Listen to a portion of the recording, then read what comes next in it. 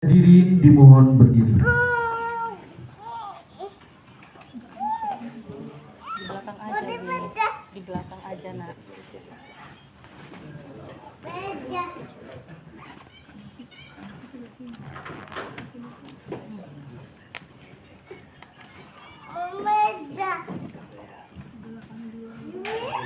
Kakak di sini di luar aja. Di luar aja.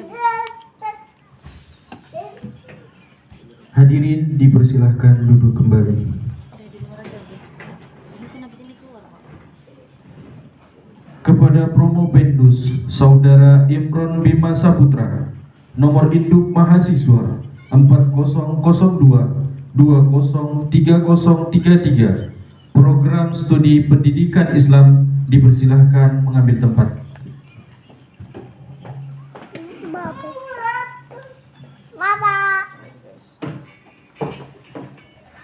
Ujian promosi doktor atas nama Imron Bima Saputra dengan judul disertasi Kisah-kisah dalam Al-Quran, pola interaksi edukatif dan kontribusinya terhadap pendidikan Islam dimulai.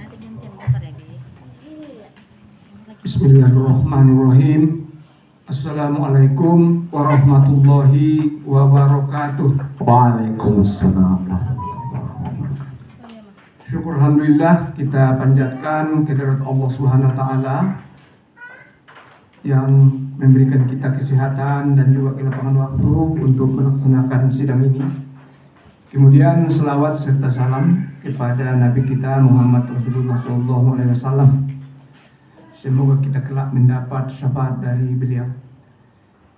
Yang saya hormati Bapak promotor dan ko-promotor yang telah hadir, promotor Bapak Profesor Dr. Samsunahar MAG dan ko-promotor Bapak Profesor Dr. Ahyarjin MAG. Yang saya hormati tim penguji eksternal kita, Bapak Dr. Jamaksari LCMA dari Universitas Dharma Wangsa Medan. Yang saya hormati penguji internal, Bapak Profesor Dr. Abdul Mukti MA dan Bapak Profesor Dr. Rusdi Ananda MPD yang sekaligus bertindak sebagai sekretaris sidang kita pada hari ini. Yang kami banggakan dan berbahagia Saudara Promo Pendus Imron Bima Saputra, serta bapak-bapak, ibu-ibu, saudara-saudara sekalian yang kami muliakan. Dengan mengucapkan Bismillahirrahmanirrahim, sidang terbuka Universitas Islam Negeri Sumatera Utara Medan dalam rangka promosi doktor atas nama Imron Bima Saputra, nomor induk mahasiswa 40203033, program studi pendidikan Islam resmi saya buka.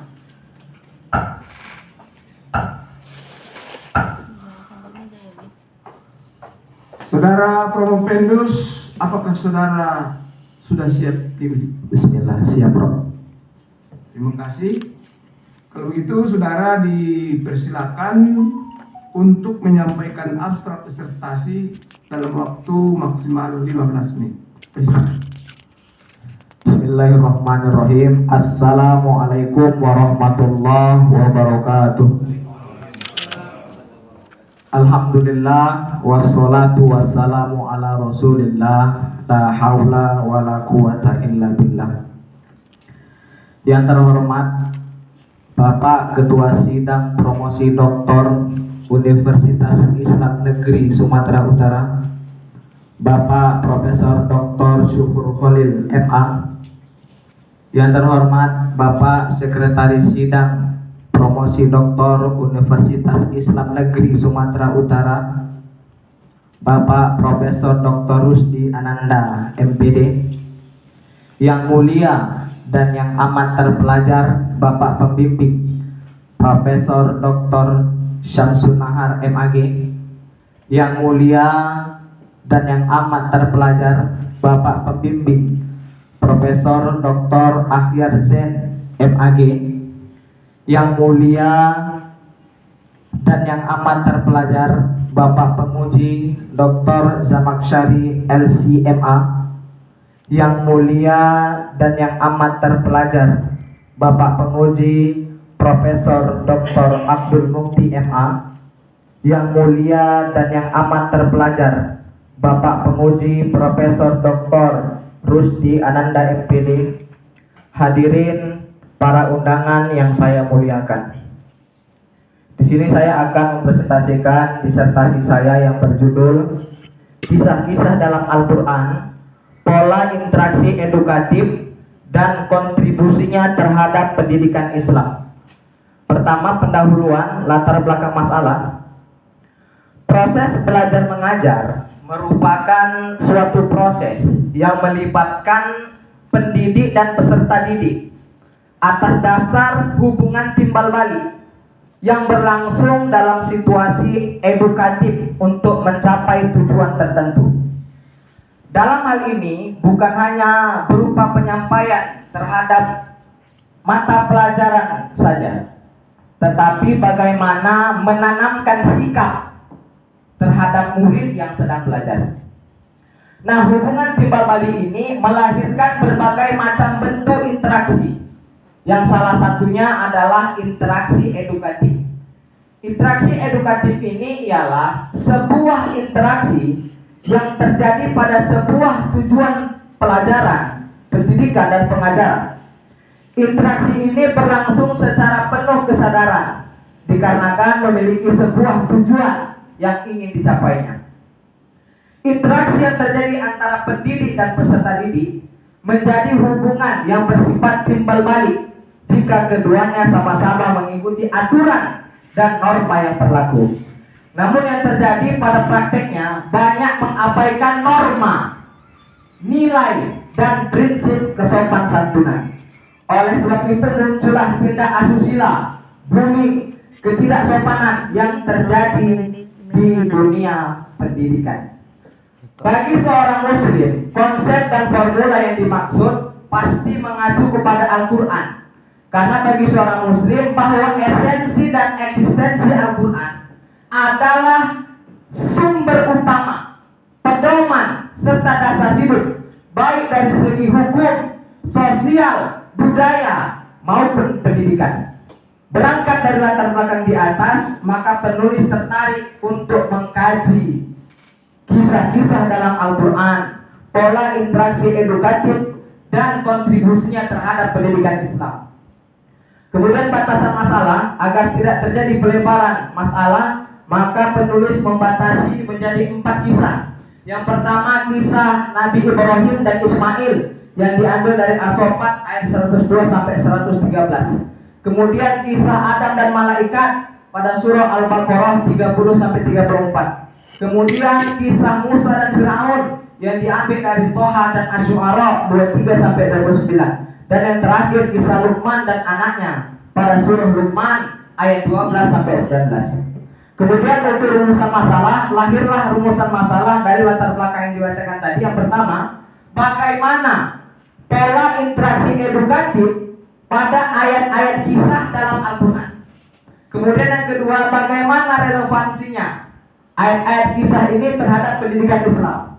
Dan yang ketiga, bagaimana kontribusi pola interaksi ayat-ayat kisah dalam Al-Quran terhadap pendidikan Islam. Kemudian masuk bab kedua, yaitu kajian teori, definisi pola interaksi edukatif. Istilah pola diambil dari Kamus Bahasa Indonesia yang memiliki arti gambaran, model, arah, bentuk, dan struktur. Sedangkan dalam Kamus Indo Istilah Ilmiah, Muhammad Dahlan mengatakan, interaksi ialah suatu aksi yang dilakukan oleh individu atau kelompok untuk mendapatkan tindak balik. Jadi pola interaksi ialah bentuk dari adanya hubungan timbal balik antar keduanya. Dalam dunia pendidikan ada yang disebut dengan dunia interaksi edukatif, yakni sebuah interaksi di mana tujuannya mengubah tingkah laku seseorang menjadi lebih baik. Kemudian macam-macam pola interaksi ada 3. Yang pertama, pola interaksi satu arah, yaitu pembelajaran satu arah ini antara pola pendidik peserta didik. Kemudian pembelajaran dua arah. Pembelajaran dua arah ini merupakan pendidik aktif dan peserta didik aktif juga. Kemudian yang ketiga, pembelajaran tiga arah yang melibatkan seluruh sumber daya yang ada di ruang kelas. Kemudian untuk yang ketiga, metodologi penelitian. Metode penelitian yang digunakan dalam penelitian ini yaitu metode maudhu'i dengan menggunakan pendekatan ilmu tafsir.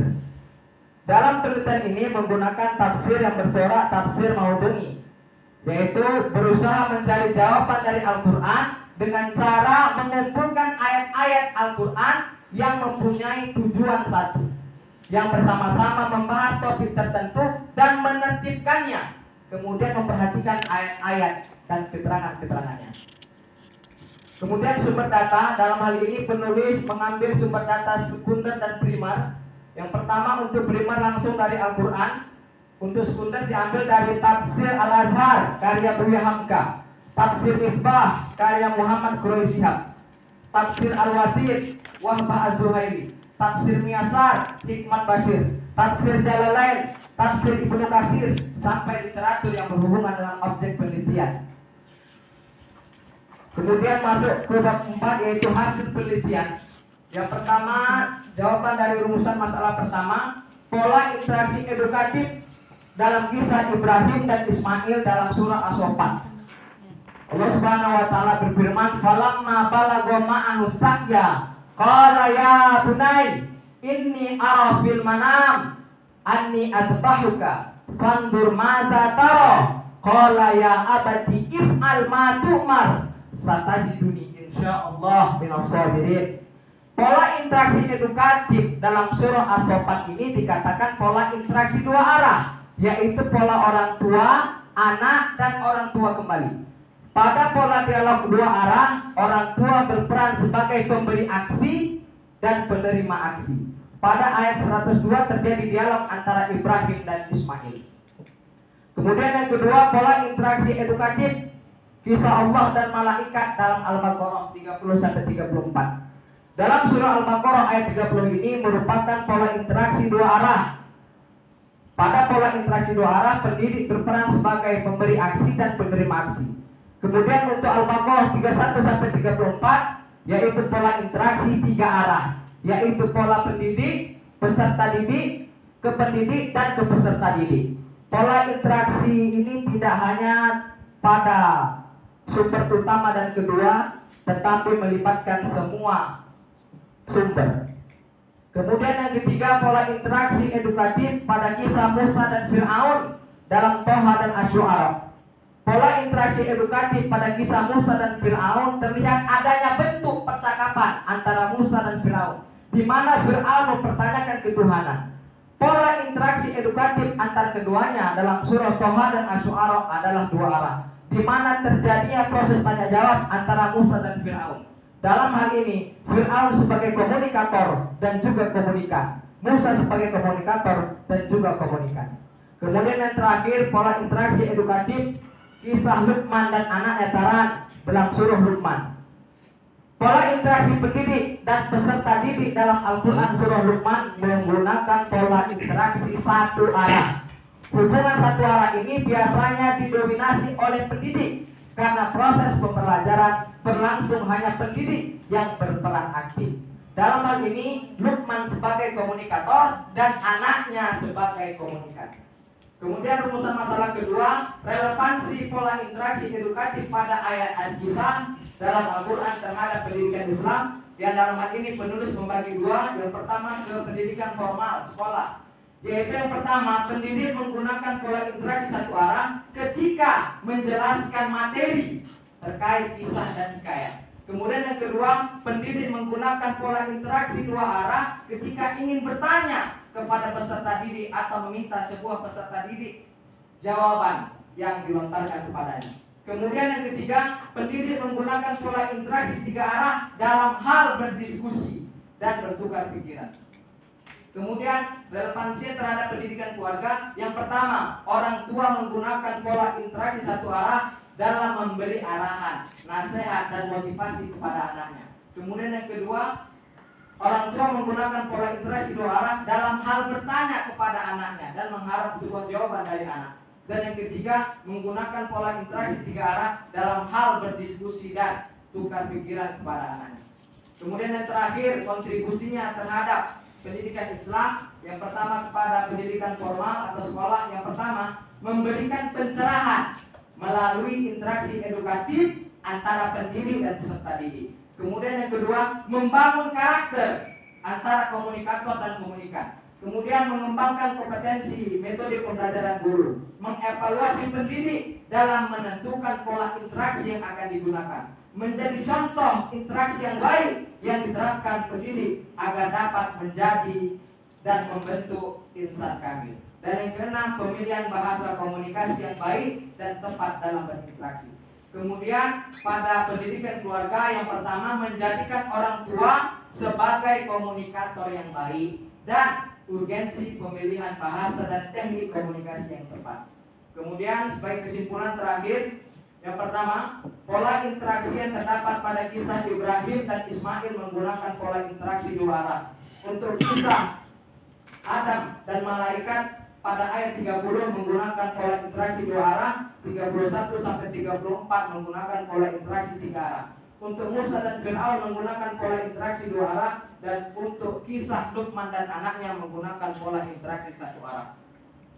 Yang kedua, relevansi interaksi edukatif pada ayat-ayat kisah dalam Al-Quran sangat komplit dan komprehensif. Secara umum, teori yang disampaikannya memiliki relevansi terutama dengan pendidikan Islam maupun pendidikan keluarga, sehingga masih sangat relevan untuk dijadikan pedoman bagi pendidik dan orang tua sekarang ini dalam rangka mewujudkan pendidikan yang berkarakter Islami. Kemudian yang ketiga, kontribusi interaksi edukatif terhadap pendidikan Islam, yaitu memberikan sumbangsi dari segi keilmuan, pengetahuan, dan wawasan terhadap keluarga dan sekolah melalui hakikat dan makna pola interaksi edukatif pada ayat-ayat kisah dalam Al-Quran. Sekian yang dapat saya sampaikan. Wabillahi taufiq wal hidayah. Assalamualaikum warahmatullahi wabarakatuh. Waalaikumsalam warahmatullahi wabarakatuh. Dapat kami informasikan bahwa yang akan menguji saudara kontribusi ada 5 orang. Sebagai penguji eksternalnya adalah Bapak Dr. yang dari FCMA dari Puskesmas dan Mawang Selamian. Kemudian 2 penguji internal, yaitu Bapak Profesor Dr. Abdul Mufti MA dan Bapak Profesor Dr. Mufti Ananda SPD, serta 2 profesor, yaitu Bapak Profesor Dr. Samsul Ahmad MAG dan Bapak Profesor Dr. Ahmad MAG. Untuk kesempatan pertama dengan segala hormat, silakan kepada penguji eksternal, kepada dokter dan masyarakat SMA, silakan waktunya maksimal 20 menit. Terima kasih pimpinan sidang. Yang saya muliakan, pimpinan sidang, Profesor Dr. Syukur Khalil Kemah, para promotor, Profesor Dr. Samsul Nahar MAG, Profesor Dr. Ahyar Zain MAG, penguji internal Profesor Dr. Abdul Mufti MA dan Profesor Dr. Rusdi Ananda, dan Saudara Imron Bima Saputra yang hari ini melaksanakan ujian promosi dokter. Tentunya di awal kesempatan ini saya mengucapkan selamat pada Imron sudah sampai pada tahapan promosi. Tentunya ini satu tahapan yang sudah lama dinanti oleh Imron, lewat proses yang cukup panjang untuk sampai di sini. Dan tentunya ini bagian dari proses pembelajaran. Ya, bagaimana Musa dulu ya didik oleh Khidir untuk sabar, saya kira Imran juga sampai saat ini sudah begitu banyak mendapatkan ujian belajar sabar. Tentunya kaitan dengan apa yang saudara tuliskan mengenai kisah-kisah dalam Al-Quran, pola interaksi edukatif dan kontribusinya terhadap pendidikan Islam. Kita lihat dewasa ini di Indonesia secara khususnya lagi kalau kita tarik isu-isu yang menjadi tantangan dalam dunia pendidikan tinggi saat ini, itu ada 3 isu yang diistilahkan dengan 3 dosa. 3 dosa yang kemudian ini muncul menyikapi realita di dalam dunia pendidikan tinggi kita saat ini. Ada di sana isu tentang kekerasan seksual, kemudian ada isu tentang intoleransi, dan juga ada yang berkaitan dengan isu mengenai korupsi dan gratifikasi. Nah, tentunya dari 4 kisah yang saudara angkat sebagai inti dari kajian mengenai pola interaksi ya dari Al-Quran dan kaitannya dengan relevansinya dengan pendidikan saat ini, kemudian apa kontribusinya. Saya ingin mendengar tanggapan dari saudara kaitan dengan 3 isu 3 dosa yang tadi saya sebutkan. Ini kan juga tidak bisa kita pisahkan dari pola interaksi yang terjadi. Ya, baik isu anti kekerasan seksual atau isu anti intoleransi ataupun isu anti gratifikasi. Nah, dari 4 kisah yang saudara angkat, menurut saudara mana yang paling berkaitan dan apa kira-kira konsep dari pola interaksi yang saudara kaji ini bisa memberikan kontribusi dalam menyelesaikan 3 masalah yang tadi saya singgung. Untuk awal saya silakan beliau. Terima kasih Yang Mulia dan yang sangat terpelajar Dr. Zamaksari SMA. Saya sudah menanggapi pertanyaan tadi. Izin jawab. Konsep yang saya tulis dalam judul kisah-kisah dalam Al-Quran, pola interaksi edukatif dan kontribusi terhadap pendidikan Islam, juga lahir dari pertanyaan besar Prof sebenarnya. Prof menanyakan pada 3 inti isu-isu kontemporer saat ini. Yang pertama kekerasan, intoleran, dan korupsi. Dari 3 isu ini yang paling nampak di kekerasan, Prof. Cuma nanti menyinggung juga tentang intoleran dan korupsi. Maka daripada itu penelitian ini menawarkan adanya konsep interaksi edukatif yang kelak akan melahirkan karakter-karakter Islam yang jauh dari kekerasan. Seperti kita lihat di dunia pendidikan, bully, kekerasan, baik yang terjadi antara pendidik dan peserta didik. Kemudian juga intoleran, yang tidak menghargai antara satu dengan yang lain, baik dari suku, ras, dan agama. Kemudian korupsi dan gratifikasi.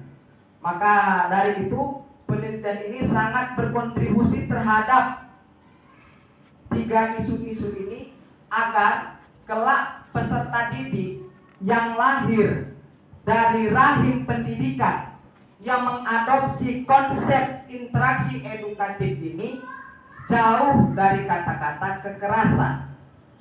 Karena memang dalam kisah-kisah yang saya tulis yang 4, yang pertama kisah Ismail dan Ibrahim mengajarkan bagaimana berdemokrasi. Ayahnya nggak langsung mengeksekusi menyembelih, tapi dia menawarkan bagaimana sama anaknya. Fanzur mata taro, gimana pendapatmu wahai anakku? Ini mimpi di luar akal, di luar rasional. Tapi lagi-lagi jawaban anaknya, if'al ma tu'mar, kerjakan wahai ayahku, kalau itulah perintah dari Allah Subhanahu wa ta'ala. Artinya kisah ini menawarkan proses demokrasi, diskusi, tanya jawab, jauh dari kata intoleran. Begitu juga dalam kisah-kisah yang lainnya juga, seperti kisah ketika Allah menciptakan Adam. Di situ juga ada proses tanya jawab antara Allah dengan malaikat. Sebagaimana yang kita baca dalam Al-Baqarah, wa id qala rabbuka lil malaikati inni ja'ilun fil ardi khalifah. Ada proses tanya jawab juga dari Allah. Allah ketika mendengar jawaban sanggahan dari malaikat, Allah tidak langsung menghukum, tidak langsung menyiksa mereka, tidak langsung menyampaikan seperti kekerasan tadi. Tidak. Tapi Allah memberikan pengertian, ini a'lamu ma la ta'lamun. Aku lebih mengetahui daripada engkau semua. Artinya ini jauh dari kekerasan konsep ini, jauh dari intoleran, jauh juga dari korupsi. Maka daripada itu penelitian ini sangat-sangat berkontribusi baik pada pendidikan formal sekolah maupun juga pendidikan keluarga. Karena manusia terbesar dari pendidikan dan keluarganya. Ketika dia dibentuk dari sekolah yang baik, yang berkarakter Islam, yang menjunjung dan menerapkan nilai-nilai yang disebutkan tadi, kemudian ditambah di pendidikan keluarga, orang tuanya mengasuhnya dengan pola-pola yang disebutkan tadi, insya Allah anak tadi itu pun lulus sebagai anak yang memiliki karakter Islam yang jauh dari kekerasan, yang jauh dari intoleran, yang jauh dari korupsi. Karena semua itu dihasilkan dari dunia pendidikannya yang dia pelajari di dalamnya, dan dia melihat dalam dunia keluarganya. Maka insya Allah kalau gurunya, pendidiknya menerapkan pola-pola yang disebutkan tadi, kemudian orang tua juga menggunakan pola-pola yang disebutkan tadi, insya Allah kita jauh dari isu-isu ini, dan Indonesia kedepannya akan menjadi negara yang hebat, SDM yang hebat, karena melahirkan manusia-manusia yang insanun kamil. Sekian dari saya, Prof. Ya, satu lagi terakhir ya. Tentunya kisah-kisah dalam Al-Quran ini kan banyak. Betul, Prof. Bahkan bisa dikatakan hampir sepertiga Al-Quran isinya kisah. Namun tentunya dari begitu banyak kisah, banyaknya dialog yang diabadikan dalam kisah.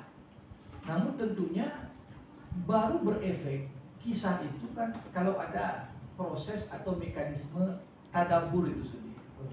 Ya.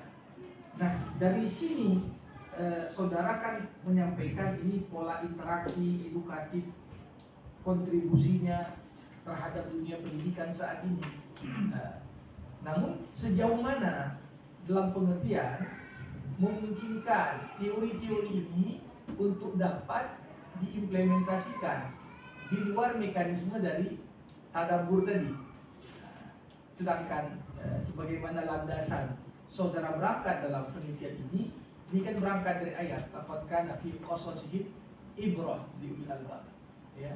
Pada kisah-kisah itu terdapat pembelajaran. Nah, pembelajaran ini kan baru berbekas dan baru memberikan dampak serta pengaruh lewat proses tadabbur tadi. Mungkin bisa saudara tanggapi bagaimana implementasi dari konsep-konsep ini dalam konteks kekinian. Baik, terima kasih, Prof. Di pendahuluan saya garis bawahi, sebenarnya memang bentuk pola ini banyak, Prof. Pola interaksi banyak, dan sebagian besar dari Al-Quran juga itu kisah. Tapi memang perlu kita bedakan, ada interaksi edukatif, ada interaksi yang di luar edukatif, interaksi sosial dan lain sebagainya. Kapan dia dikatakan interaksi edukatif? Kalau dia memenuhi komponen-komponen dasar di pembelajaran, seperti adanya tujuan pembelajaran, adanya pelaku, adanya peserta didik, adanya visi misi, dan adanya tujuan dan evaluasi. Barulah dikatakan interaksi ini disebut interaksi edukatif. Nah, dalam penelitian ini peneliti berupaya keras untuk mencari mana yang disebut kisah interaksi melalui kisah-kisah. sehingga interaksi yang di luar dari itu tidak dimasukkan. Kemudian bagaimana untuk yang kita lihat pada fenomena-fenomena ini, karena memang Al-Quran itu sebagai ilham, sebagai sumber rujukan, maka Al-Quran itu menjadi sumber cahaya untuk masyarakat umum, untuk orang-orang di luar sana, agar mengimplementasikan nilai-nilai yang diadopsi dalam Al-Quran, sehingga jauh dari kata-kata yang tidak berkarakter Islam. Sekian. Baik, terima kasih. Kita kembalikan Pak.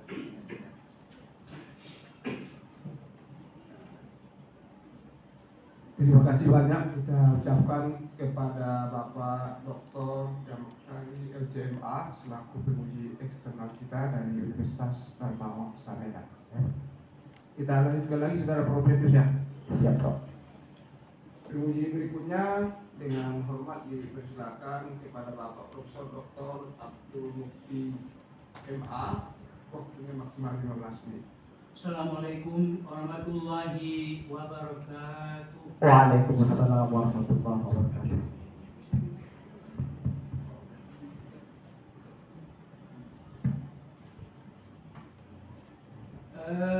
Yang saya hormati Ketua Sidang, Bapak Profesor Kasih minum itu. Darsin sih, darsin. Sekretaris Sidang, Bapak Profesor Dr. Rusdi Anandani, Dewan Promotor, Bapak Profesor Dr. Samsul Hadi dan Profesor Dr. Hari, para Dewan Penguji eksternal, Bapak Dr. Muhammad Syarif SMA, Bapak Profesor Dr. Rusdi Anandani MPD, penguji internal, dan saya sendiri Profesor Dr. MA, juga kepada hadirin yang sudah hadir, terutama kepada promovendus Bapak Imron Bima Saputra. Saya lanjutkan ya. Siap, Prof. Apa enggak minum? Makasih, Prof. Langsung minum. Jangan ngegas.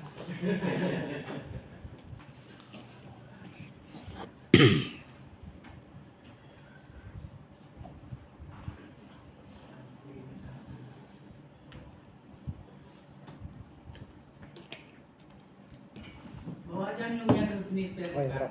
Nah, biar dekat ya. Baik, kita lanjutkan ya. Saya ini hanya sifatnya konfirmasi saja. Siap, Prof. Di dalam ujian tertutup dan masukan, saran, baik masukan dan saran saya lihat sudah dimasukkan dalam naskah disertasi ya. Baik, saya ucapkan selamat terlebih dahulu. Saya ucapkan selamat kepada Pak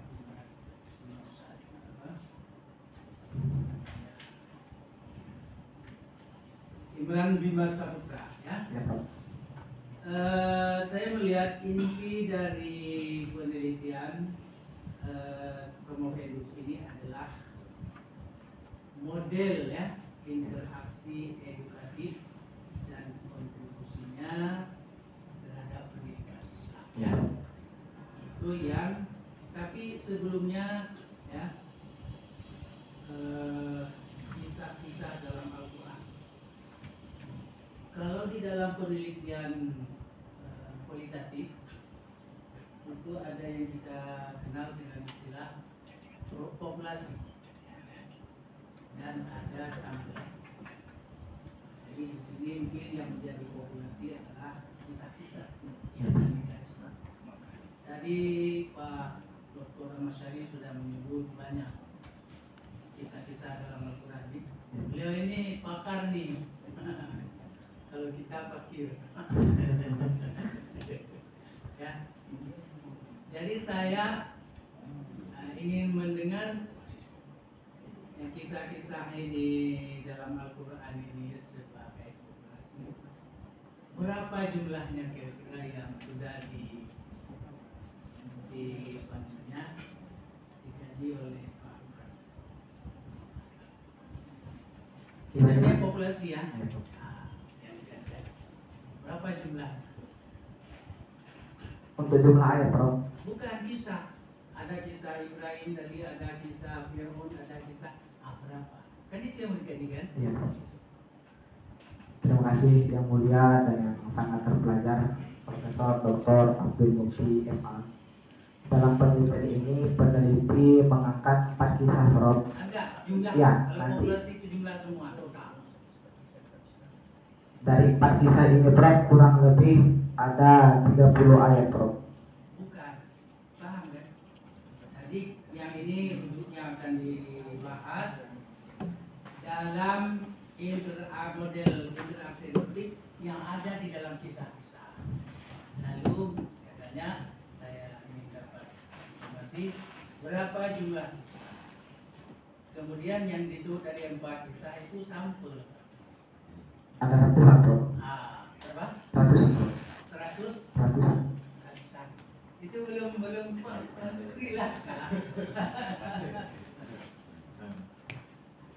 belum itu. Kan banyak. Tadi 4 yang Iya, ada, Prof. ya. Karena memang sifat kisah itu luas dalam Al-Quran, Prof, dan memang menggunakan waktu yang panjang kalau dibahas, Prof. Bukan Maka dibahas, disebut aja kisah Ibrahim, kisah Yusuf, kisah Luqman, kisah itu aja. ya, Prof. Mau Ratusan, Prof. Banyak, Prof. yang dipelajari di 4. Yang 4. Oke. Fokus kita yang Ya. Kemudian kita lanjutkan. Tadi sudah interaksi edukatif ya. Ya, Prof. Interaksi sebenarnya mau saya tanyakan tadi karakter interaksi tapi sudah dijawab. Iya, Prof.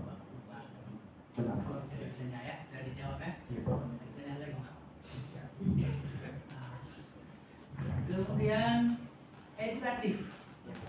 Edukatif itu bahasa apa? Edukatif itu sifat yang edukasi. Bahasa apa? Bahasa apa? Inggris, Prof. Bahasa Inggris. Educate. Kalau bahasa Arab apa? Tarbiyah. Tarbiyah. Iya, Prof. Ada nggak di dalam Al-Quran? Ada, Prof. Robba. Nah, ya. Lengkaplah sebutnya. Lengkap. Robba, allama, adaba. Agama itu pendidikan. Ya, tadi, Prof. Tadi. Kalau di dalam Al-Quran coba Rabba itu di dalam ayat mana? Di Al-Fatihah ada, Prof. Rabbal alamin. Rabbal alamin. Alhamdulillahi rabbil alamin. Rabbil alamin. Kama rabbayana shaghira dulu. Rabba yurabi masdarnya apa? Tarbiyah fa'ala yafa'ilu. Rabba kalau fil madinya Robba. tarbiyah fil madinya rabba. Ya, Prof. Kalau 2 orang Robba ya. kedua orang tua. Iya, Prof. Ya, dalam ayat. Robba ya shaghira. Itu Rabbayani ya. Dengan fil mudhari ada enggak? Yurabi. Dengan fil madi buatan fil mudhari. Film muda di Al-Quran di Europe ya, Prof. Di dalam Al-Quran ada enggak? Tadi Anda sebut-sebut kisah Fir'aun. Ada itu enggak? Ya, tapi tidak dalam bentuk. Afalam nurabbika fina. Saya enggak lengkap. Ya, Murabi, Prof. Walidan min umurika sini. Itu ya, ada ya. Oke. Itu edukatif ya. Betul, Prof. Interaksi edukasi. Baik. Kemudian tadi polanya ya. Benar, Prof. Pola ada yang satu arah, ada yang dua arah. Ya. Kemudian kontribusinya terhadap pendidikan Islam.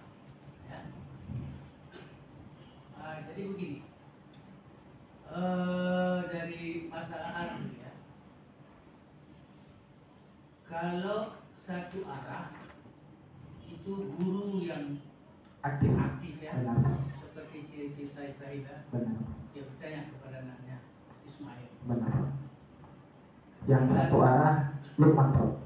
Kebetulan ayah Ibrahim itu anak yang saleh ya. Benar. Mas kalau nggak saleh pasti dijawab ayah aja yang ditulis sudah tua. Ya kan? Ismail saleh. Oke. Kemudian siapa lagi? Satu lagi. Lukman. Lukman, dia juga yang mengabdi ya. Ya, Prof. Itu nampaknya pendidiknya satu atau gurunya satu, muridnya juga satu ya. Benar, Prof. Yang menarik begini, boleh nggak guru lebih dari satu dan murid lebih dari satu? Boleh, Prof. Boleh. Boleh, Prof. Ada nggak dalam Al-Quran? Sejauh kajian saya belum menulis itu, Prof. Tapi Anda sebut boleh. Kalau gitu kita bawa ke zaman sekarang. Sekarang gurunya boleh nggak lebih dari satu? Di sekolah-sekolah internasional menggunakan 2 guru, Prof. Apa namanya itu? Di Syariah contohnya, Prof. Namanya apa? Kalau yang lebih dari satu orang guru mengampu mata pelajaran. Kalau aktif semuanya, Prof, 3 arah, Prof. 3 arah. Tim teaching, gurunya banyak ya kan? Dosennya banyak. Sekarang kan ada dosen lebih dari satu. Ya. Tapi dalam Quran dulu belum ada ya? Belum ya? Ada, Prof, tapi kita yang belum mencari. Oke, yang kedua muridnya banyak boleh? Boleh, Prof. Dulu ada itu muridnya banyak. Dalam satu ini. Apa namanya? Kelas pendidikan. Ya. Ada. Kalau sekarang coba satu kelas dipimpin oleh satu dosen atau guru atau seorang guru kan, ada namanya asisten dosen dan asisten kan? Ya. Itu kan perwujudan dari tim teaching. Betul. Bagaimana itu maksudnya kalau kita bawa ke dalam arah model pendidikan yang ada dalam Quran? Yang jelas secara perkembangan dunia pendidikan sekarang dengan yang Prof sampaikan 1 atau 2 bahkan lebih pendidik dalam hal ini, 1, 2 atau lebih dari 2 peserta didik dalam hal ini, tinggal melihat saja Prof komponennya. Kalau yang lebih dominan guru kemudian tidak melibatkan peserta didik, itu dikatakan satu arah, Prof. Yang aktif hanya gurunya saja. Kemudian kalau misalnya peserta didiknya aktif, gurunya aktif, tapi peserta didiknya hanya satu yang aktif, itu 2 arah, Prof. Tapi kalau aktif semua berbicara memberikan sumbangsi, itu 3 arah, Prof. Artinya ada komunikasi dari pendidik ke peserta Kalau didik. lebih dari 3 orang murid yang bertanya, Ya termasuk multi arah itu. udah jamak lagi ya. Nah, kemudian itu apa yang bisa kita pahami dari sistem model pendidikan yang sekarang? Artinya memang setiap pola memiliki plus minus, Prof. Di sisi lain memang dalam hal ini kalau berbicara tentang mana yang lebih superior, mungkin lebih ke yang aktif ya, Prof, di mana pendidik aktif, kemudian juga peserta didik aktif juga sebagai perwujudan dari paham dan bisa mengolah materi yang dia tangkap Jadi, selama belajar. mungkin begini, bisa juga kita pahami bahwa yang sekarang ini merupakan perkembangan. Ya. Jadi model-model pendidikan berkembang, jadi berkembang, gitu ya. Kemudian yang kedua, kontribusinya ke dalam pendidikan Islam. Ada banyak kasus sekarang dari interaksi antara guru dan murid berlanjut ke jenjang pernikahan. Gimana?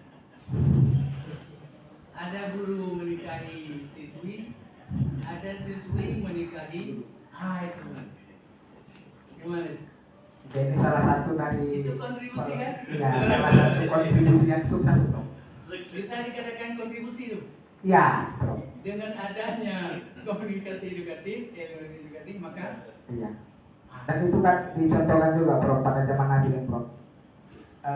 Nabi berhubung sahabat dengan Abu Bakar, anak Abu Bakar Aisyah. Aisyah menikah kepada Nabi itu bentuk kekerabatan juga bro. dengan lingkungan kerabat. Iya betul bro. Mungkin kalau kita tarik dalam Kalau yang langsung menikahi perempuan yang langsung, bukan melalui kerabat, bukan luar kerabat. Istri saya dengar bro. Eh? Anak dari angkat Nabi, kemudian meninggal, kemudian Nabi menikahi. Itu Iya bro. Denab. Kan langsung bro. Itu muridnya juga ada. Ya semuanya murid Nabi. Semua murid Nabi. Termasuk yang hidup di zaman Nabi ya. Kalau sudah ketemu. Iya bro. Kalau misalnya Nabi Musa dengan putri Nabi Shu'aib itu gimana?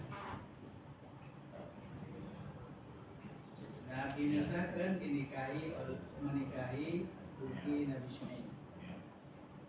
Karena mengingat jasanya kan. Iya bro.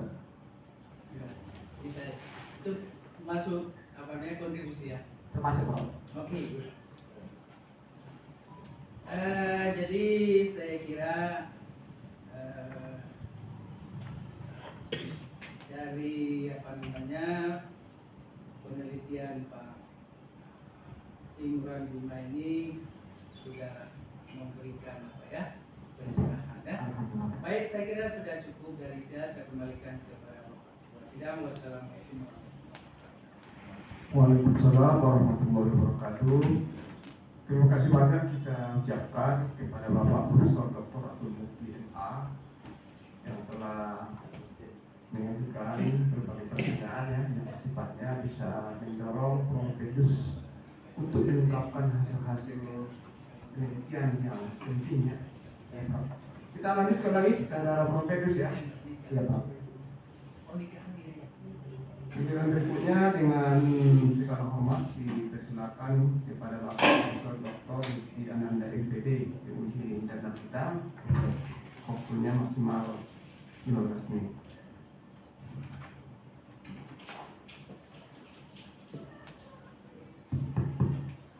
Terima kasih Bapak Pimpinan Sidang. Assalamualaikum warahmatullahi wabarakatuh. Waalaikumsalam warahmatullahi wabarakatuh. Terhormat dan hormat pelajar, Bapak Pimpinan Sidang, Bapak Profesor Dr. Sukodo MA, terhormat dan hormat pelajar, tim promotor, Profesor Dr. Syaful Haram MAG, Profesor Dr. Akhir Jen MAG, terhormat dan hormat pelajar, penguji eksternal, Dr. Jamusari LCMA, dan yang terhormat dan hormat pelajar, rekan penguji internal Profesor Dr. Abdul Mukti MA. Tentunya kita membanggakan saudara Imron Bima Saputra yang telah sampai pada tahapan akhir dari penyelesaian studinya, yaitu promosi doktor ini, beserta seluruh keluarga yang berhadir dan rekan-rekan sejawat yang berhadir dalam ruangan ini.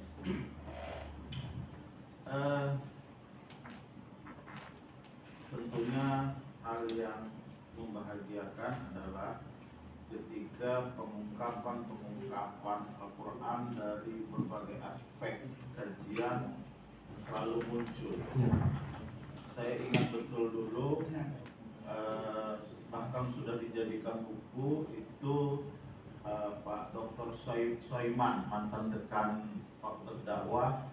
Dia mengkaji metodologi atau metode pengajaran atau pembelajaran dari Rasulullah.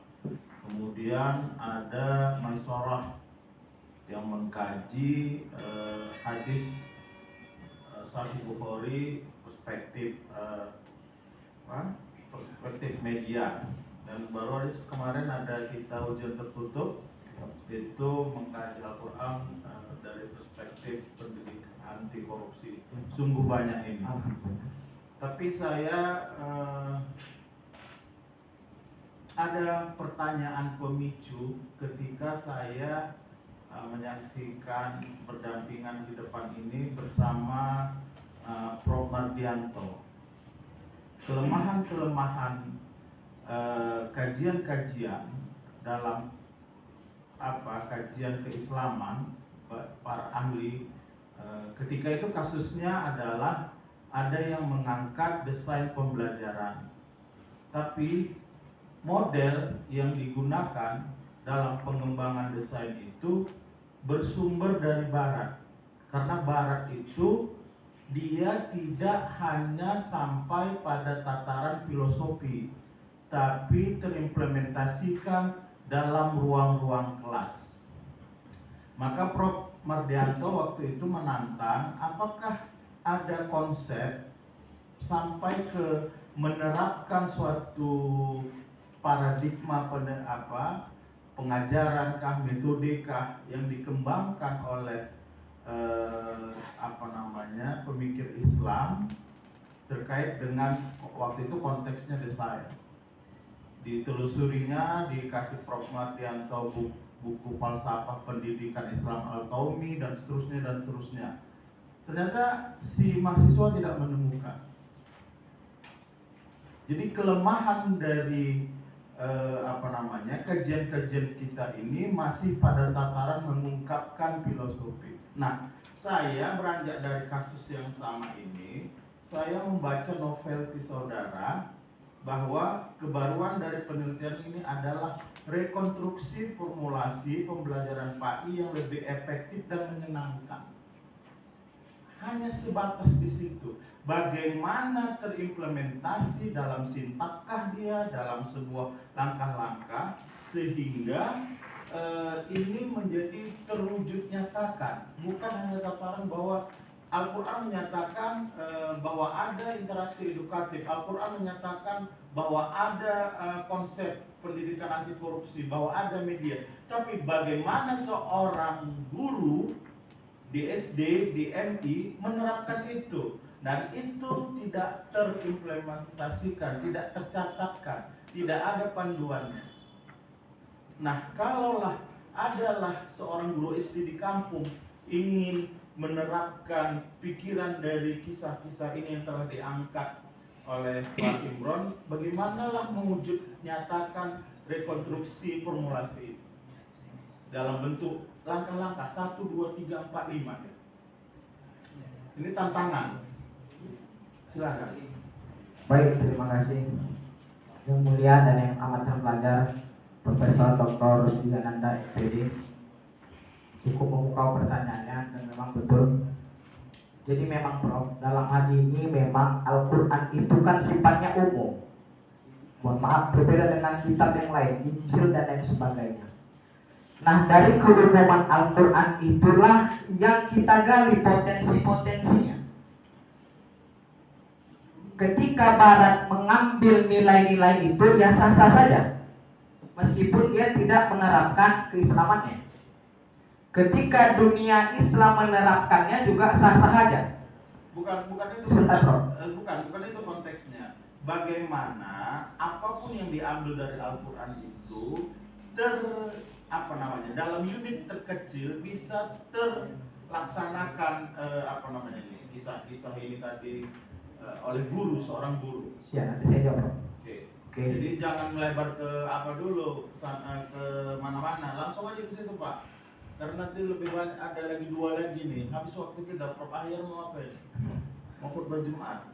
Langsung aja to the point. Bagaimana lah langkah-langkah? Makanya saya minta tadi 1, 2, 3, 4, 5. Apa langkah-langkahnya untuk formulasi pembelajaran PAI ini lebih efektif dan menyenangkan. Beda kalau misalnya saya kasih contoh. Kalau ada filsafat behavior, pendidikan, teori belajar behavior, itu sampai kepada langkah-langkah membelajarkan. Kalau ini diterapkan, maka ini behavior. Kemudian ada kognitif dari Piaget. Begini langkah mengajarkannya. Konstruktivisme begini mengajarkannya. Humanistik begini mengajarkannya. Nah, sekarang Bapak membuat novel di formulasi. Kalau udah formulasi itu sudah apa, Pak? Sudah detail bisa terimplementasikan. Namanya formula, rumus panjang kali lebar. Ketika diketahui panjang berapa, lebar berapa, maka rumus itu bisa digunakan gitu. Kalau tidak, kita khawatir sebatas kajian-kajian yang seperti yang disinyalir oleh Prof. Mardianto tadi saja gitu. Ya, terima kasih Prof. Jadi memang disertasi ini menawarkan memang Prof, untuk langkah-langkahnya memang tidak ditulis secara detail, cuman memang menggambarkan atau tersirat dalam tulisan-tulisan ini bagaimana selayaknya guru ataupun dalam hal ini orang tua bagaimana mencetak anaknya menjadi anak yang aktif, anak yang berkarakter Islam dengan menggunakan metode yang dilakukan oleh kisah-kisah yang disampaikan melalui penelitian ini, Prof. How? Pertanyaannya how? Bagaimana mengimplementasikannya? Itu kan sekarang pertanyaan dasarnya. Iya, Prof. Kalau pertanyaannya what, udah dapat. Ya mungkin kalau Maunya pertanyaan, bagaimana? ya izin Prof, yang terhormat dan yang amat terpelajar, untuk pertanyaan Prof, bagaimana untuk langkah-langkahnya? Ya menerapkan kisah-kisah tadi Prof, seperti tidak diajarkan bohong, Prof. Kemudian diajarkan bagaimana nurut kepada kedua orang tua. Kemudian juga orang tua semacam memberikan bagaimana pendapat menanggapi satu problema terhadap permasalahan yang dihadapi. Baik, saya kira nanti bisa dicoba diformulasikan supaya jangan terbatas hanya statement ini. Karena telah Pak Imron nyatakan ini rekonstruksi formulasi. Saya kira itu dari saya, Bapak Pimpinan Sidang. Kembalikan, terima kasih. Assalamualaikum warahmatullahi wabarakatuh. Waalaikumsalam warahmatullahi wabarakatuh. Terima kasih banyak kita ucapkan kepada Bapak Profesor Dr. Rusdi Ananda, FPD, selaku penguji internal kita dan UIN Sumatera Barat. Kita lanjutkan lagi, Saudara Profedus. Siap, Prof. Selanjutnya kita minta kesediaan Kopromotor untuk mempromosikan Saudara Profedus. Dalam ini dengan segala hormat kepada Bapak Profesor Dr. AYJ FPD, dipersilakan waktunya maksimal 10 menit. Terima kasih Bapak Pimpinan Sidang. Assalamualaikum warahmatullahi wabarakatuh. Waalaikumsalam. Bapak Pimpinan Sidang yang terhormat, Sekretaris Sidang, Bapak Penguji Eksternal, Bapak Dr. Zamak Sari, Penguji Internal, Bapak Profesor Dr. Abdul Muti, bersama Bapak Profesor Dr. Rusdi, Promotor 1 Bapak Samsunahar, Saudara Profedus, dan para undangan sekalian beserta keluarga. Saya singkat saja sebenarnya, mungkin 2 menit aja sudah selesai, mengenai kisah. Tapi saya tidak tahu apakah ini termuat dalam disertasi saudara atau tidak. Karena pikiran ini baru datang. Nah, baru datang tadi malam setelah saya membaca bahwa pentingnya kisah sebagai ibrah yang diungkap dalam Al-Quran itu berulang kali, karena dia membangun sebuah imajinasi.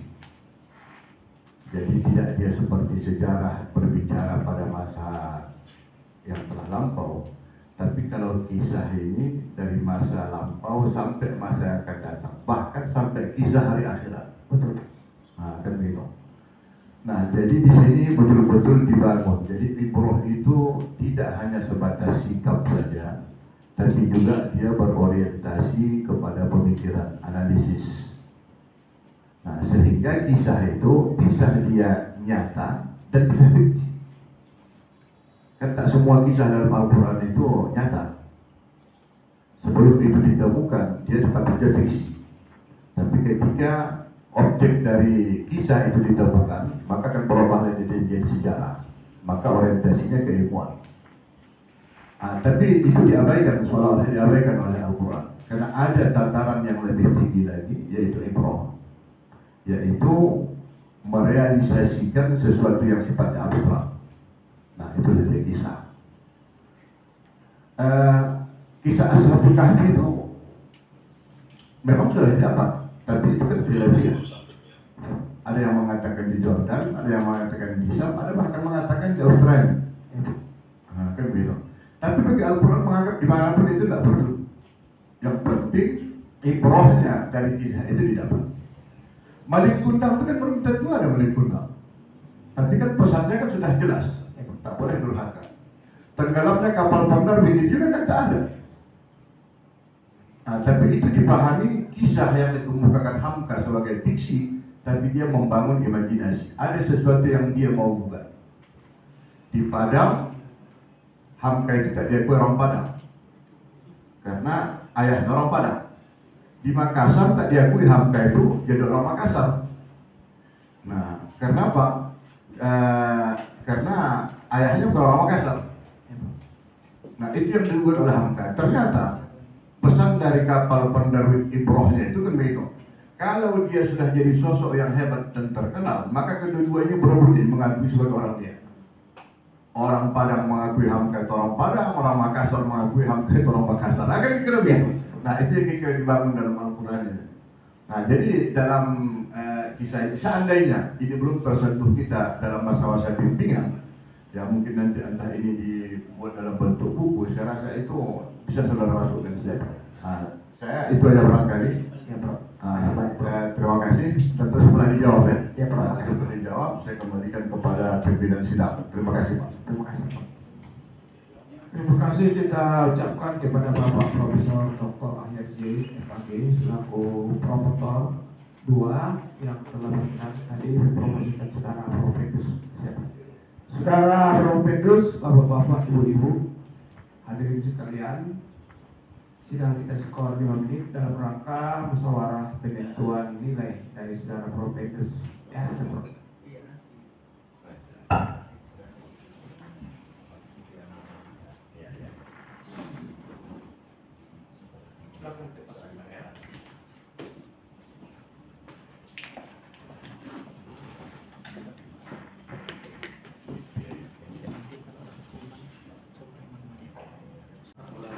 Sumatera Utara Medan dengan surat keputusan nomor 385 tahun 2024 bertanggal 29 Mei 2024.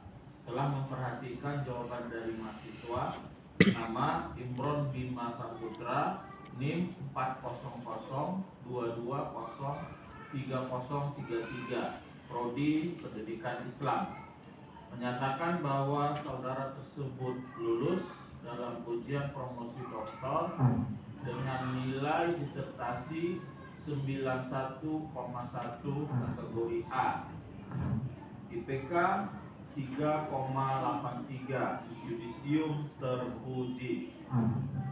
Dengan demikian kepada saudara tersebut diberikan gelar doktor, penulisan D besar R kecil, dan yang bersangkutan adalah doktor ke-596. Medan, 14 Juni 2024, panitia ujian terbuka ketua Profesor Dr. Nur Hayati MAG, sekretaris Profesor Dr. Syukur Khalil MA, anggota penguji Profesor Dr. Samsul Nahar MAG, Profesor Dr. Ahyar J MAG, Dr. Jamahari LC MA, Profesor Dr. Abdul Mukti MA, dan Profesor Dr. Rusdi Ananda MPD ditandatangani. Demikian berita acara sidang promosi doktor. Assalamualaikum warahmatullahi wabarakatuh. Waalaikumsalam warahmatullahi wabarakatuh. Saudara dinyatakan lulus ya. Alhamdulillah, terpuji. Kami ucapkan selamat ya kepada saudara beserta kepada seluruh keluarga dan Universitas Akademika Pasca Sarjana Universitas Pawangsa dan Taida Darul Arafah ya. Ya. Mudah-mudahan ilmu dan gelar yang saudara peroleh bisa diaktifkan dan dimanfaatkan untuk kehidupan karir, untuk keluarga, untuk masyarakat, agama, bangsa dan negara. Dan tentunya tidak cepat merasa puas hati, karena jenjang doktor ini gelar pendidikan ya, terus berkembang dan harus ditelusuri terus ya. Ya. Dan ini nampaknya paling muda ini ya, 29 tahun 5 bulan baru ya. Artinya ya, kelahiran Januari tahun 95 ya. Ya, berkata apa?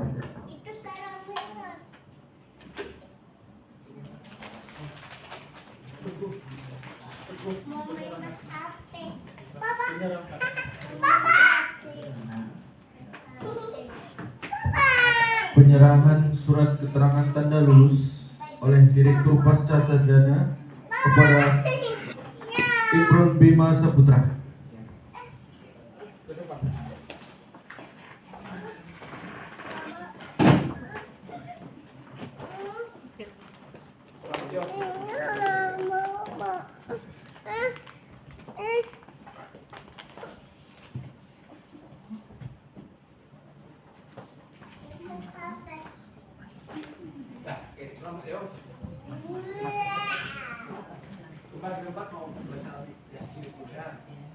Jamin Ginting, Gang Pelajar, Kelurahan Kuala Kala, Kecamatan Medan, Johor. Anak dari Bapak Muhlis MPD dan Ibu Miwa Dewi Masjidi, serta menantu dari Bapak Haji Ashar Koto dan Ibu Hajah Maisuri Tanjung SH. Haji Prof. Kebetulan ayah Prof lagi di Jawa Prof. Oh gitu ya. Dan mertua lagi ada urusan Prof. Ya. Jadi salam sama Prof. Oke. Kemudian suami dari Ibu Hajah Siti Rahimah Esfat hadir ya. Serta ayah dari anak-anak bernama Arselan Ibrahim Al-Muttaqi. Ya Prof. Satu hal ya. Bersama kota ya.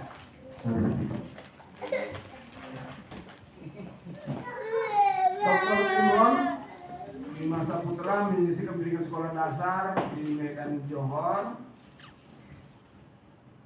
Kemudian merasa senangnya swasta Darul Arafah tamat tahun 2010, merasa ini Mas ya, Mas Darul Arafah juga tahun 2013 ya namanya. Melanjutkan S1 di Sekolah Tinggi Agama Islam Darul Arafah tamat tahun 2018. Setelah itu mengikuti jenjang S1 juga di Universitas Sofwah Mesir, Fakultas Syariah wal Arabiyah. Ada juga kuliah jarak jauh ya? Iya Prof, benar Prof. Ya, Dari Telegram. ya, tamat tahun 2024.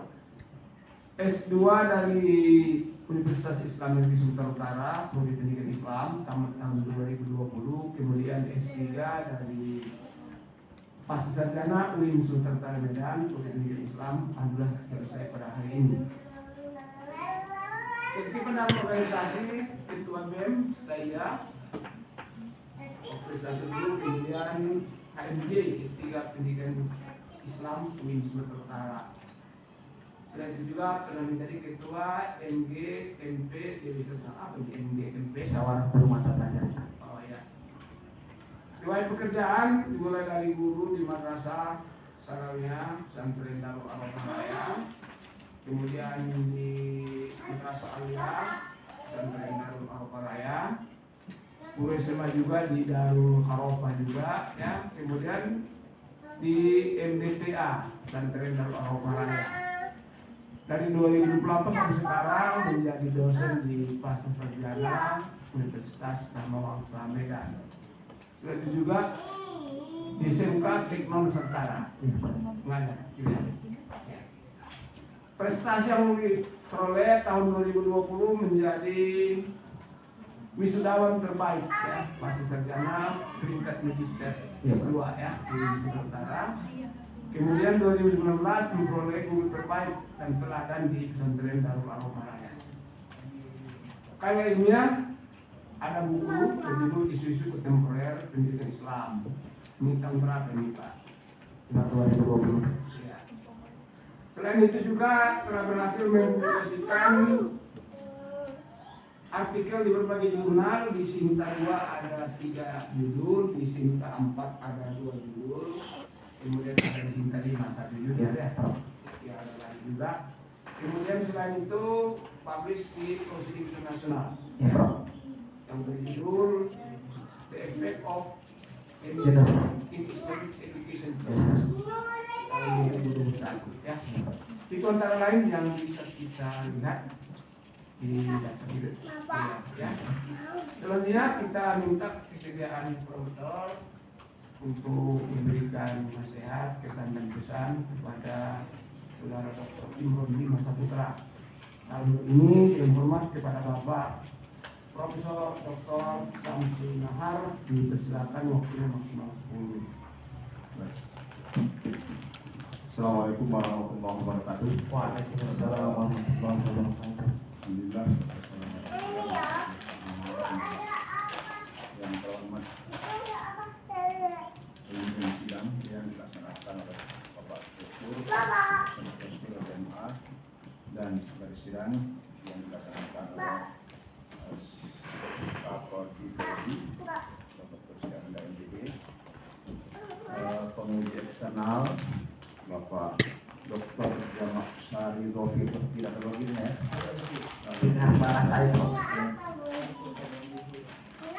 Jamak Sari ya, Jamak Sari LCMA dari Universitas Darmawang Medan. Saudara penguji internal Pak Profesor Abdul MA dan Profesor Dr. Ananda MPD, serta rekan promotor, rekan saya sebagai promotor yaitu Pak Profesor Dr. Alexander Magi. Dan yang sangat berbahagia pada hari ini yaitu Saudara Dr. Imron Bima Saputra MPD.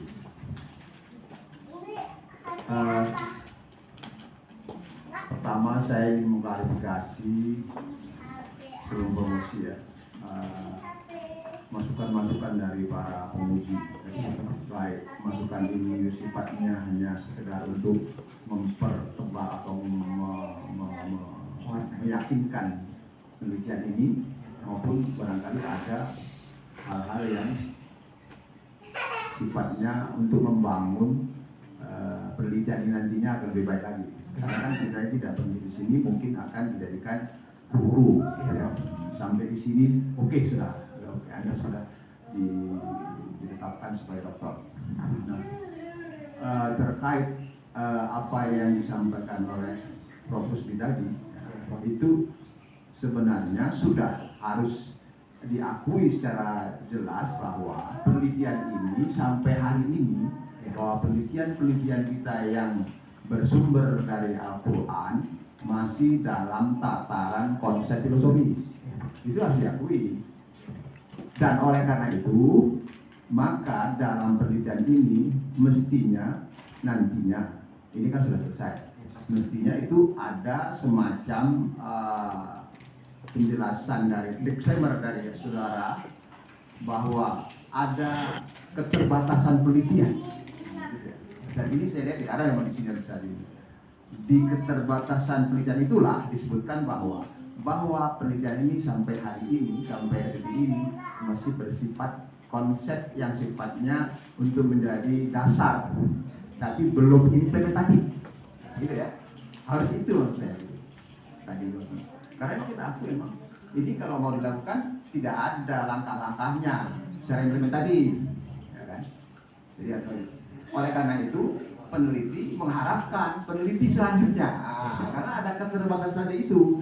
Di kata-kata keterbatasan penelitian itulah diungkapkan bahwa diharapkan penelitian selanjutnya untuk mengelaborasi ini, ya, mengkonstruksi ini menjadi sebuah langkah-langkah implementatif, dan itu menjadi disertasi satu lagi. Nah, itu harapan besar tadi sebenarnya dalam disertasi ini. Dan biasanya memang ada itu keterbatasan penelitian, bahwa penelitian ini terbatas sampai di sini saja, dan oleh karena itu ada berkesempatan lain kepada mahasiswa lain untuk menelitinya sampai tingkat operasional. Nah, gitu ya. Itu tadi barangkali ini bisa terjawab dari proses tadi, karena memang selama ini kita akui seperti itu, belum ada yang implementatif. sampai tingkat itu mestinya ada nantinya orang lain. Kalau Anda bisa itu lebih bagus. Dan sampai hari ini namanya belum.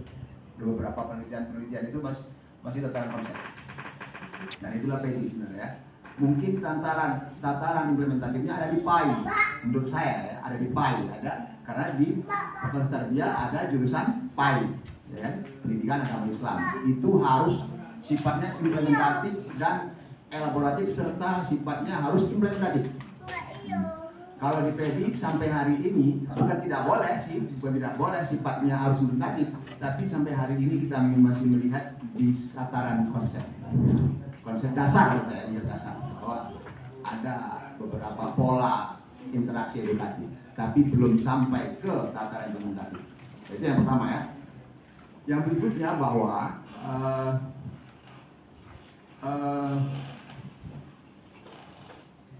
tema yang sedang dibahas ini, yang sedang dibongkar dalam Al-Quran ini adalah bagaimana interaksi edukatif. Artinya kan bagaimana berkomunikasi secara efektif sesuai dengan anjuran Al-Quran, gitu ya. Komunikasi secara efektif yang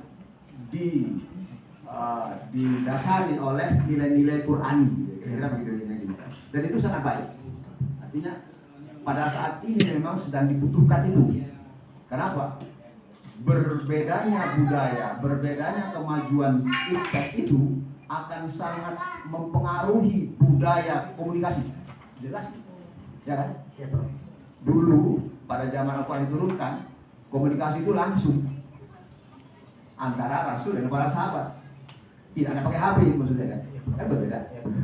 Sehingga mungkin dari tataran inilah, dari pola-pola yang ada dalam Al-Quran ini, apakah masih cocok kalau ini kira-kira masih diberlakukan pada era ini? Ya, sekarang orang tidak perlu jumpa komunikasi, ya, kan gitu kan? Nah, oleh karena itu perlu juga dijelaskan oleh peneliti di sini, dipertegas bahwa apakah pola interaksi ini masih relevan, ya, gitu, di zaman ini? Itu harus dijelaskan nanti akan datang, ya.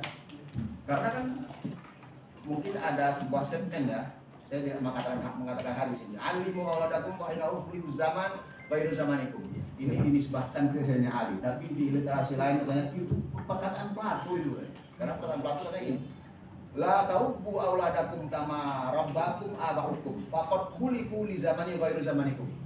Ya kan?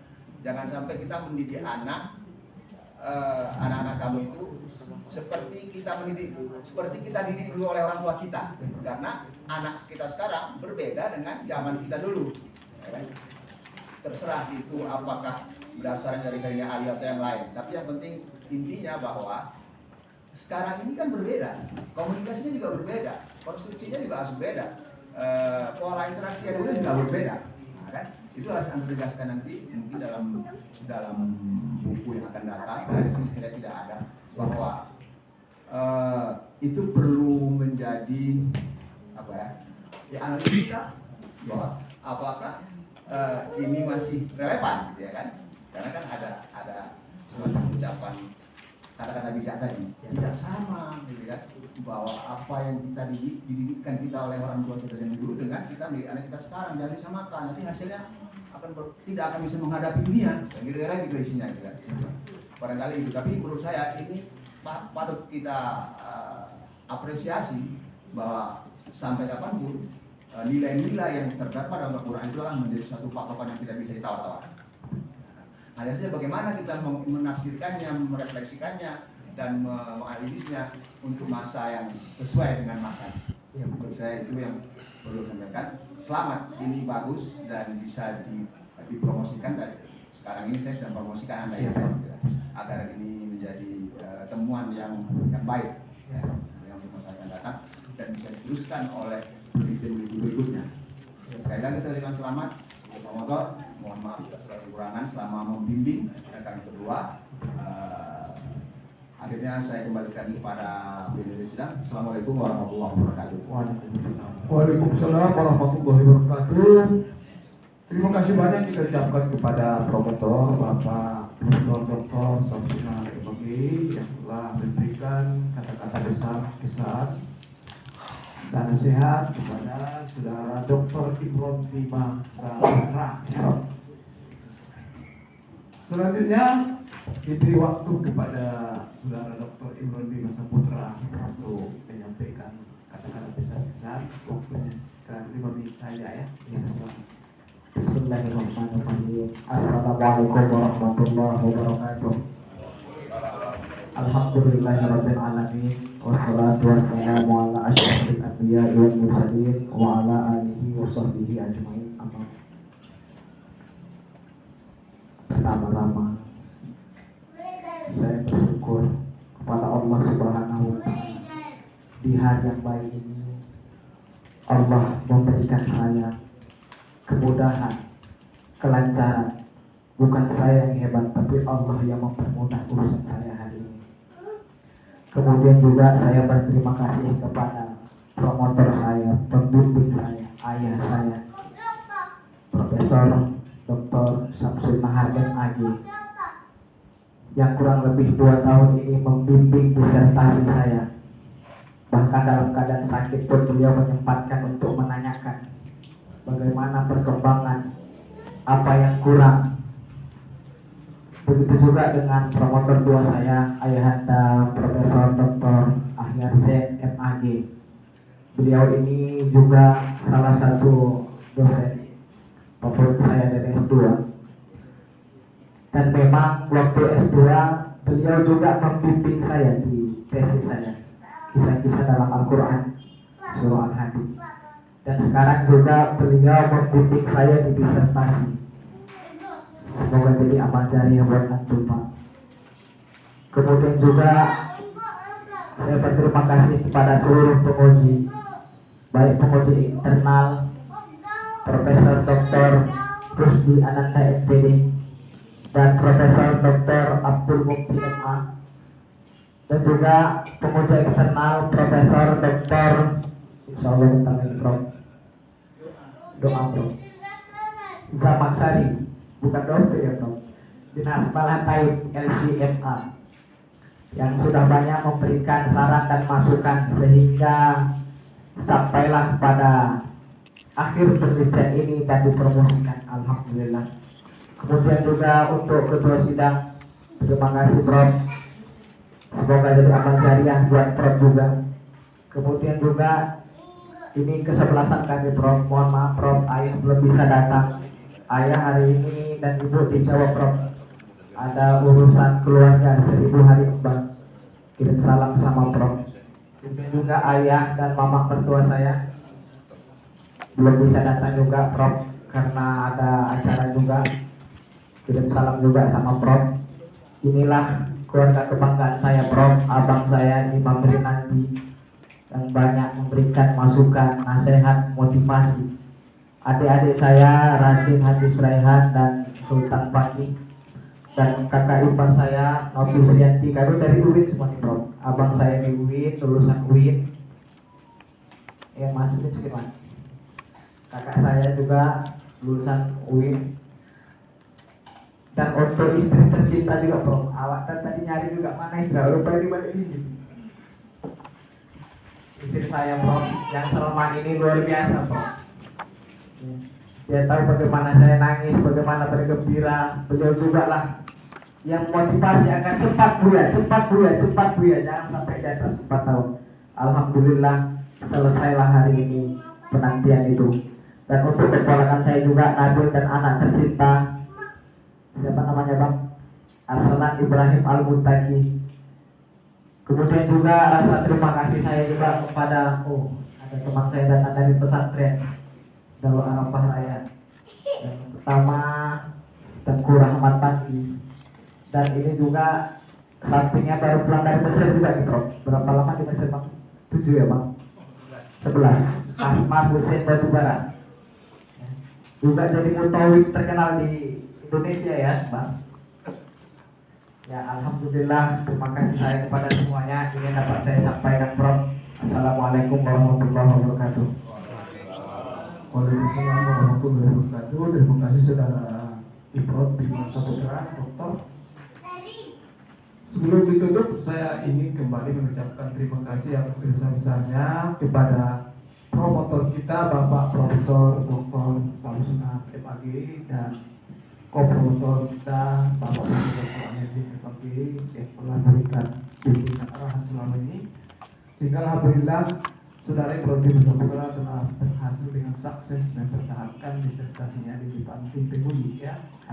Kemudian juga terima kasih yang sebesar-besarnya kepada tim penguji kita, terutama penguji eksternal kita Bapak Dr. Jamuksari LCMA dari Universitas Dharma Wangsa Medan yang telah meluangkan waktu ya, dan juga tenaga tengah-tengah beliau sebagai rektor ya Pak Saki ya, sebagai rektor di Universitas Dharma Wangsa telah berkenan dengan kecil kita ini. Demikian juga kepada kedua penguji internal kita Bapak Profesor Dr. Abdul MA dan Bapak Profesor Dr. Rusdi Ananda MPD yang juga sibuk ya sebagai guru besar di UI Sumatera Utara, beserta kepada Ketua Prodi S3 kita Bapak Profesor Dr. Zananda yang telah menghandle administrasi sidang kita pada hari ini. Kebetulan Wadir lagi menunaikan ibadah haji, tidak bisa hadir pada hari ini, beserta kepada seluruh hadirin para undangan sekalian yang telah memberikan support ya untuk lebih semerahnya sidang kita ini. Demikian saja rangkaian sidang promosi kita pada hari ini dengan mengucapkan alhamdulillahirobbilalamin. Sidang promosi dokter atas nama Imron Bima Saputra saya tutup. Assalamualaikum warahmatullahi wabarakatuh.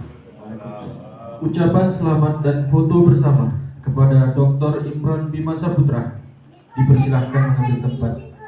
Kepada ketua sidang, tim promotor dan tim penguji sidang dipersilahkan mengambil tempat dan diikuti oleh undangan lainnya.